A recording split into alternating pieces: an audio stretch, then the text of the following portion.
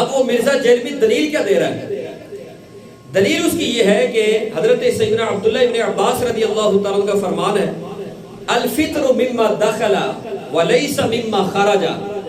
اس نے کہا کہ حضرت عبداللہ ابن عباس رضی اللہ تعالیٰ عنہ کا یہ فرمان ہے، اور یہی فرمان حضرت اکرمہ رضی اللہ تعالیٰ عنہ کا بھی ہے کہ روزہ تب ٹوٹتا ہے جب جسم میں کوئی چیز داخل ہوتی ہے، جب کوئی چیز خارج ہوتی ہے اس سے روزہ نہیں ٹوٹتا.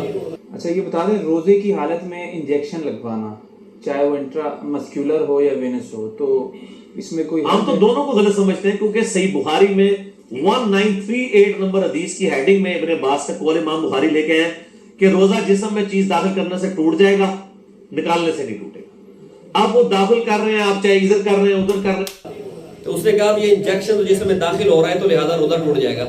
اس نے یہ اعلان کر دیا یہ روزہ ختم. جبکہ جمہور کا موقف یہ ہے کہ انجیکشن لگانے سے روزہ فاسد نہیں ہوتا. پہلے اس مسئلے کو سمجھ لیں پھر میں اس کا جواب دیتا ہوں جو اس نے یہ کہا ہے. ہم یہ کہتے ہیں کہ انجیکشن لگانے سے روزہ فاسد نہیں ہوتا. اس کی وجہ یہ ہے کہ تمام علماء کرام، یعنی یہ وہ مسئلہ بیان کرنے لگا ہوں جس میں کسی کو اختلاف ہے ہی نہیں، تمام علماء کے نزدیک انہوں نے یہ لکھا المفطر انما هو الداخل من المنافذ. کہا کہ روزہ اس وقت ختم ہوتا ہے جب کوئی چیز منفذ کے ذریعے جوف معدہ تک پہنچتی ہے. یعنی یہ وہ مسئلہ ہے جس میں کسی نے اختلاف نہیں کیا، یا کسی فقیر نے کسی عالم نے یہ کہا ہو کہ نہیں مسام کے ذریعے بھی کوئی چیز جوف معدہ میں جائے تو پھر بھی روزہ ٹوٹ جاتا ہے. سب نے یہ کہا کہ جب منفذ کے ذریعے جسم میں کوئی چیز داخل ہوگی جوف معدہ میں تو پھر روزہ فاسد ہوگا. اب ہم اس اصول کے پیش نظر یہ دیکھ لیتے ہیں کہ جو انجیکشن لگایا جاتا ہے آیا وہ منفذ کے ذریعے جاتا ہے یا مساموں کے ذریعے جاتا ہے. پہلی بات تو یہ ہے کہ جب آپ گوشت میں انجیکشن لگاتے ہیں یا مثال کے طور پر کسی رگ میں لگاتے ہیں تو وہ جوف معدہ تک پہنچتا ہی نہیں ہے، وہ راستے میں ختم ہو جاتا ہے. اور اگر بالفرض تحقیق سے یہ ثابت بھی ہو جائے، کنفرم ہو جائے کہ نہیں جی وہ معدے تک پہنچ جاتا ہے تو پھر بھی روزہ نہیں ٹوٹے گا. اس کی وجہ یہ ہے کہ روزہ اس وقت فاسد ہوتا ہے جب کوئی چیز منفذ کے ذریعے، جیسے یہ کان ہے سوراخ ہے، یہ منفذ ہے، اس کے ذریعے اگر آگے رستہ موجود ہو جو معدے تک پہنچتا ہو، مثال کے طور پر کان کا پردہ پھٹا ہو کسی کا، آگے دوا جا سکتی ہے تو وہ جلدی جلدی جوف معدہ تک پہنچ جائے تو روزہ ٹوٹ جائے گا. آنکھ میں ڈراپس ڈالے ہیں تو آگے باریک سی نسیں ہوتی ہیں جن میں گزرتے یعنی نالیاں ہیں باریک سی جن کے اندر سے دوا گزرتی حلق تک پہنچتی ہے، تو اس لیے حکم لگایا کہ روزہ ٹوٹ گیا. پہلے کے فقہا نے کہا تھا کہ آنکھ میں دوائی ڈالیں تو روزہ نہیں ٹوٹے گا. انہوں نے آگے لکھا کہا اس کی وجہ یہ ہے کہ یہ جو دوا حلق تک پہنچتی ہے، یہ حلق میں اس کا ذائقہ آتا ہے، یہ مسام کے ذریعے آتا ہے، منفذ کے ذریعے نہیں آتا. جبکہ جدید تحقیق نے یہ ثابت کیا نہیں، اس کے اندر نالیاں باریک ان کے اندر سے گزر کر دوا جاتی ہے. تو اسی طرح انجیکشن لگایا جاتا ہے اس میں بھی دوا منفذ کے ذریعے نہیں جا رہی بلکہ یہ گوشت میں یا اس میں آپ لگا رہے ہیں، اس میں وین میں لگا رہے ہیں. تو یہ اس کی کوئی بھی وین ایسی نہیں ہے، کوئی بھی ایسی وین نہیں ہے جو جس کا منہ معدے میں جا کر کھلتا ہو. کوئی ایسی وین ہے ہی نہیں جو معدے میں، اگر بالفرض یہ تحقیق سے ثابت ہو جائے نا کہ معدے تک دوا پہنچتی ہے تو پھر بھی یہ ثابت نہیں ہو سکتا کہ آگے کسی منفذ کے ذریعے پہنچی ہے، کیونکہ وہ مسام کے ذریعے پہنچ رہی ہے، آگے منفذ ہے ہی نہیں. تو مسام کے ذریعے اگر وہ معدے تک پہنچ جاتا ہے انجیکشن کی دوا تو پھر بھی روزہ فاسد نہیں ہوگا. اب مرزا جیلمی نے یہ کہا کہ نہیں روزہ ٹوٹ جائے گا، اور وہ لایا ہے حضرت عبداللہ ابن عباس رضی اللہ تعالیٰ کے فرمان کو کہ انہوں نے کہا الفطر مما دخل ولیس مما خرج، کہ جو چیز جسم میں داخل ہوگی اس سے روزہ ٹوٹے گا، جو نکلے گی اس سے روزہ نہیں ٹوٹے گا. تو ہم کہتے ہیں کہ قرآن و حدیث کو سمجھنا ہر بندے کے بس کی بات ہی نہیں ہے. جب تک کوئی شخص عربی محاورات، مقولات اور عربی زبان سے تعلق رکھنے والے جتنے بھی فنون اور علوم ہیں، قواعد و ضوابط ہیں، ان پر مہارت نہیں رکھے گا تب تک وہ قرآن و حدیث کو نہیں سمجھ سکتا. دیکھیے نا کچھ محاورے ہوتے ہیں، اس کا میں جواب دیتا ہوں لیکن اس بات کو سمجھ لیں، کچھ محاورے ہوتے ہیں، محاورت انسان بولتا ہے. مثلا میں کہوں اور میں تنو 20 بار کہتا تو سمجھ نہیں آئی، یہ محاورہ ہے. مطلب یہ نہیں کہ میں نے 20 دفعہ کہا ہے، یہ محاورتاً میں نے کہا ہے. اسی طرح بہت ساری احادیث مبارکہ ایسی ہیں کہ جن کے ظاہر پر ہم مطلب اخذ کر ہی نہیں سکتے. اب یہ جو انہوں نے بیان کیا حضرت عبداللہ ابن عباس رضی اللہ تعالیٰ عنہ کا قول، ظاہر صحابی کا قول بھی حدیث موقوف ہوتا ہے، وہ بھی حدیث ہی ہوتا ہے، اس پر بھی عمل کرنا ہوتا ہے. تو اس کا کیا جواب ہے؟ تو رسول اللہ صلی اللہ علیہ وسلم نے خود ارشاد فرمایا من قاء فلا قضاء علیہ ومن استقاء عامدا فعلیہ القضاء. فرمایا جس نے الٹی کی، جس کو الٹی ہو گئی، اس پر کوئی قضا لازم نہیں ہے، وہ روزہ پورا کرے. روزے کی حالت میں الٹی ہو گئی ہے، کوئی مسئلہ نہیں، روزہ پورا کرے. اور جس نے جان بوجھ کر الٹی کی ہے وہ اس روزے کی قضا رکھے کہ اس کا روزہ ختم ہو گیا. اب بتائیے جو جان بوجھ کر الٹی کر رہا ہے وہ جسم سے کوئی چیز نکل رہی ہے یا اندر جا رہی ہے؟ نکل رہی ہے نا.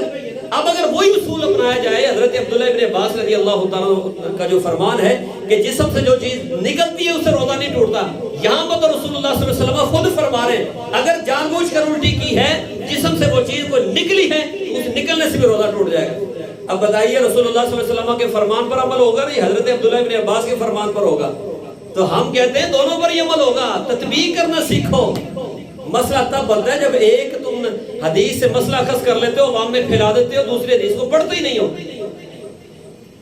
اس وقت یہ فساد پیدا ہوتے ہیں. ہم کہتے ہیں دونوں پر عمل ہوگا. حضرت عبداللہ ابن عباس رضی اللہ تعالیٰ عنہ کا جو فرمان ہے اس کا یہ مطلب ہے کہ آپ رضی اللہ تعالیٰ نے یہ فرما رہے کہ اگر کوئی چیز کھائیں پیئیں گے تو روزہ ٹوٹ جائے گا جس میں اندر داخل ہو رہی ہے. اور اگر کوئی چیز نکلے گی، مثال کے طور پر شرعی حاجت، طبی حاجت ہوتی ہے، پیشاب وغیرہ انسان کرتا ہے یا سوتے میں احتلام ہو جاتا ہے، جس جسم سے نکل رہا ہے، تو اس صورت میں روزہ فاسد نہیں ہوگا.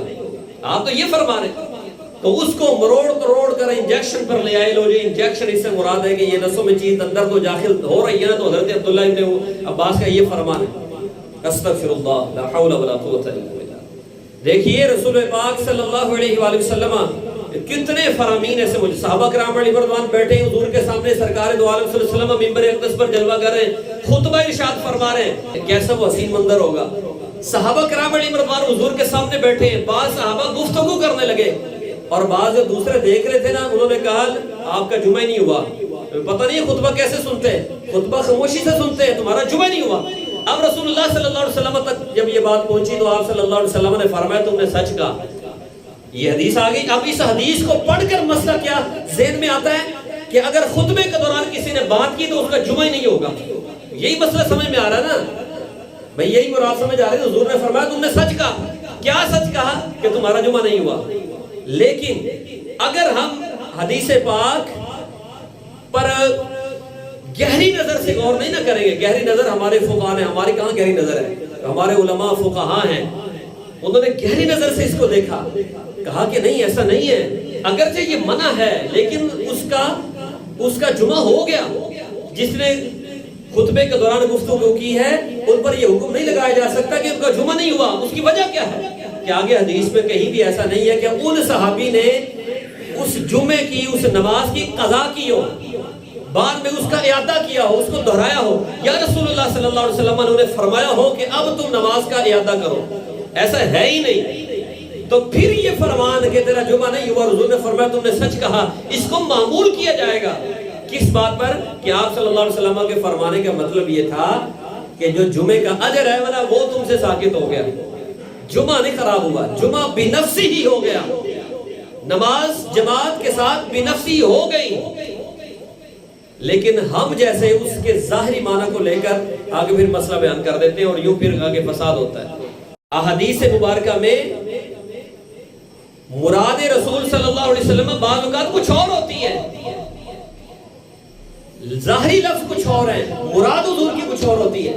اب جیسے مثال کے طور پر میں کہتا ہوں یار بخاری شریف میں بے شمار احادیث مبارکہ اخلاقیات پر موجود ہے، تو کوئی بندہ ہمیں سے سامنے سے کھڑا ہو کر گئے مفتی صاحب تو جھوٹ بول دے پھر یہ کیسے ہو سکتا ہے؟ ہم بخاری شریف کی حدیثیں گن لیتے ہیں کتنی ہے، آپ کہہ رہے ہیں بے شمار ہے، جبکہ ہم گن لیں تو وہ شمار میں آ جائیں گی تو مجھے جھوٹا ثابت کرے گا نا. ہم کہیں گے تجھے پتہ ہی نہیں ہے، ہمارے عرف میں یہ مقولہ بولا جاتا ہے. تو جب تک کلام عرب کے مقولوں کا انسان کو علم نہ ہو، محاورات کا علم نہ ہو، رسول اللہ صلی اللہ علیہ وسلم کے فرمان کا کیا مطلب ہے اور کس انداز اور کس مزاج میں حضور نے بات کی ہے، جب تک اس کو سمجھا نہیں جائے گا تب تک حدیث کو ہم سمجھ ہی نہیں سکتے. تو اس لیے حدیث کے ظاہر کو لے کر مطلب اخذ کر لینا یہ ہمارے بس کی بات نہیں ہے. ہمارے فقہاء نے جو اتنی محنتیں کی ہیں، دن رات اس میں گہری نظر رکھی اور اس میں تحقیقیں کی، ایسے نہیں کہ ہم نہیں کر سکتے. تو فساد ہی تب ہوا کہ جب ظاہر کو دیکھ کر اسے مسئلہ اخذ کر لیا. تو کہا جی حضرت عبداللہ ابن عباس کا یہ قول آ گیا جس میں کوئی چیز داخل ہوئی روزہ گیا, نکلی تو نہیں گیا. رسول اللہ صلی اللہ علیہ وسلم فرما رہے جان بوجھ کر الٹی کی روزہ ٹوٹ جائے گا, حالانکہ جسم سے نکل رہی ہے کوئی چیز. تو اس لیے جو صحیح العقیدہ علماء ہیں, سنی علماء ہیں, ان سے مسئلہ پوچھا کرو. سارے خطیبوں سے بھی نہیں, سارے خطیبوں کو بھی مسئلے نہیں آتے, نہ وہ بہت بڑے عالم ہیں. جو واقعی عالم ہو, سنی عالم ہو, واقعی صحیح عالم ہو, پڑھا لکھا بندہ, اس سے مسئلہ پوچھا کرو. تو لہذا ہم نے یہ کہا کہ روزے کی حالت میں انجیکشن لگائیں تو روزہ فاسد نہیں ہوگا. اب دیکھیے ایک مثال اور آپ کو دے دیتا ہوں, ٹائم تو ہو گیا. حضرت سیدنا معقل بن سنان رضی اللہ تعالیٰ, یہ حضور کے صحابی ہیں. آپ رضی اللہ تعالیٰ فرماتے ہیں کہ میں کسی شخص کو پچھنا لگا رہا تھا. پچھنا سمجھتے ہیں, حجامہ لگانا, فصل لگانا, جو خون نکالتے ہیں سینگی سے. تو فرماتے ہیں میں وہ لگا رہا تھا, رسول اللہ صلی اللہ علیہ وسلم میرے قریب سے گزرے اور پیارے محبوب صلی اللہ علیہ وسلم نے مجھے دیکھ کر آپ نے ارشاد فرمایا جس نے فصل لگوایا اور جس نے لگایا دونوں کا روزہ گیا. اب کوئی یہ اس حدیث پاک سے یہ معنی اخذ کرے کہ لو جی رسول اللہ صلی اللہ علیہ وسلم کا فرمان آ گیا ہے, موجود حضور کے زبان سے لفظ نکل گیا نا, وہ آگے تو بات ہی نہیں. تو لہذا روزے کی حالت میں حجامہ لگوائیں گے تو روزہ ٹوٹ جائے گا, حالانکہ وہ خون جسم سے باہر آ رہا ہے, روزہ ٹوٹ جائے گا. اگر کوئی اس سے یہ مسئلہ اخذ کرے تو ہم کہیں گے تم غلط مسئلہ اخذ کر رہے ہو. روزے کی حالت میں حجامہ لگوانا بالکل جائز ہے, لگوا سکتے ہیں, اس میں کوئی گناہ نہیں ہے. ہاں اگر یہ پتا ہو کہ وہ حجامہ لگوانے سے بڑی کمزوری آ جائے گی تو پھر حجامہ لگوانا مکروہ ہے, وہ بھی صرف مکروہ ہے, روزہ نہیں ٹوٹے گا اس سے بھی. اس کی وجہ یہ ہے کہ حضرت سیدنا سعد رضی اللہ تعالیٰ حضور کے صحابی ہیں, حضرت سیدنا زید رضی اللہ تعالیٰ حضور کے صحابی ہیں, حضرت سیدہ ام سلمہ رضی اللہ تعالیٰ حضور کی زوجہ ہیں. یہ خود حالت روزہ میں انہوں نے پچھنا لگوایا ہے. اور صرف یہاں تک نہیں بلکہ حضرت عبداللہ ابن عباس رضی اللہ تعالیٰ فرماتے ہیں ان نبی صلی اللہ علیہ وسلم احتجم وهو محرم واحتجم وهو صائم. فرماتے ہیں میں نے دیکھا رسول اللہ صلی اللہ علیہ وسلم نے احرام کی حالت میں بھی پچھنا لگوایا ہے اور روزے کی حالت میں بھی لگوایا ہے. جب یہ حضور کے عمل سے ثابت ہے کہ حضور نے روزے کی حالت میں آپ نے حجامہ لگوایا ہے, فسد کروایا ہے, تو پھر آگے بات کیا رہے گی؟ ابو سعید اس کا کیا مطلب ہوگا؟ اس لیے ہم کہتے ہیں کہ عوام تمہارے بس کی بات نہیں ہے کہ تم حدیث پڑھو اور مسئلے اخذ کرتے پھرو. یہ نہیں ہو سکتا, اپنے آپ کو عالم نہ سمجھو. یہ اس نے مزاج یہ عوام میں پیدا کر دی ہے مرزا جیلوی نے کہ بھئی خود ہی مسئلے اخذ کرو, یا حدیث پڑھو مسئلے خود ہی اخذ کرو. یہ بہت غلط مزاج ہے یقین جانیے. ہمیں علی بے کا نہیں پتا ہوتا, ہمیں عربی قانون کا پتہ ہی نہیں ہے, اور ہم آگے سے مسئلے بیان کر رہے ہوتے ہیں کہ لو جی یہ حدیث ہے حضور کے لفظ, اس کی حیثیت کیا ہے حدیث پاک کی؟ وہ صحیح لذاتی ہے, صحیح لغیری ہے, حسن لذاتی ہے, حسن لغیری ہے, شاذ ہے, معلل ہے, معدلس ہے, کتنی حدیث کی اقسام ہے, پتہ ہی نہیں ہمیں. پتہ ہے آپ کو؟ نہیں پتہ. پھر مسئلہ بیان کر رہا ہے. جب آپ کو اس کی نوعیت کا پتہ نہیں ہے اور نہ آپ کو یہ پتہ ہے کہ اس کے متعلق یا اس سے ریلیٹڈ اور کتنی حدیث مبارکہ ہیں, جب آپ کو پتہ نہیں ہے تو آپ کیسے مسئلہ اخذ کر سکتے ہیں؟ تو یہ بہت ایک غلط مزاج ہے جو وہ رواج دے رہا ہے. تو صحیح العقیدہ فقہاء علماء سے یہ مسائل سیکھا گیا. تو اس لیے ہم نے کہا, ہمارے فقہاء نے کہا کہ روزے کی حالت میں اگر کسی نے انجیکشن لگوایا ہے فی نفسہ بنفسہ, روزہ اس کا فاسد نہیں ہوگا, اس لیے کہ وہ دوا منفذ کے ذریعے جو معدہ تک نہیں جا رہی بلکہ مسام کے ذریعے جا رہی ہے. اور تمام علماء کے نزدیک یہ متفق علیہ بات ہے کہ جب کوئی چیز منفذ کے ذریعے جو معدہ تک جائے گی تب روزہ ٹوٹے گا, اگر مسام کے ذریعے جائے گی تو نہیں ٹوٹے گا. رسول اللہ صلی اللہ علیہ وسلم نے فرمایا تیل لگانے سے روزہ نہیں ٹوٹتا. اگر کوئی سارا دن نہر میں بیٹھا رہے اور اس کی ٹھنڈک اس کے معدے میں محسوس ہو, روزہ نہیں جائے گا, اس لیے کہ وہ پانی کی ٹھنڈک یہ تری جسم میں مسام کے ذریعے پہنچ رہی ہے, منفذ کے ذریعے نہیں پہنچ رہی.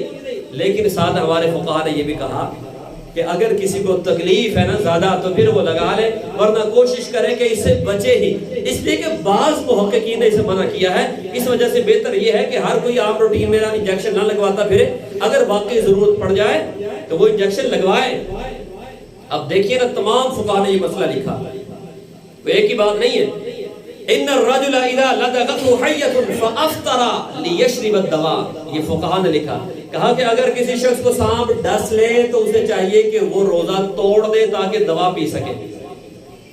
یہ نہیں لکھا کہ سانپ نے ڈسا ہے تو روزہ ٹوٹ گیا. یہ نہیں لکھا، یہ کہا کہ اگر سانپ ڈس لے اس کا زہر جسم میں سرایت کر جائے، اب وہ زہر اگر بالفرض جوف معدہ تک پہنچتا ہے تو مسام کے ذریعے پہنچتا ہے، تو فقہا نے کہا اگر سانپ ڈس لے ڈنگ مار دے تو روزہ نہیں ٹوٹے گا، اسے چاہیے کہ روزہ توڑ دے تاکہ وہ دوائی وغیرہ پی سکے، تو اس پر روزہ توڑنے کو کوئی گناہ نہیں ہوگا، صرف قضا رکھنی پڑے گی۔ تو ہم نے کہا کہ اگر سانپ ڈس لے تو روزہ نہیں ٹوٹتا، اس لیے کہ اس کا زہر مسام کے ذریعے جا رہا ہے، تو انجیکشن جب لگاتے ہیں تو وہ دوا بھی مسام کے ذریعے جاتی ہے، منفذ کے ذریعے نہیں جاتی، تو انجیکشن لگانے سے کیسے روزہ ٹوٹ سکتا ہے؟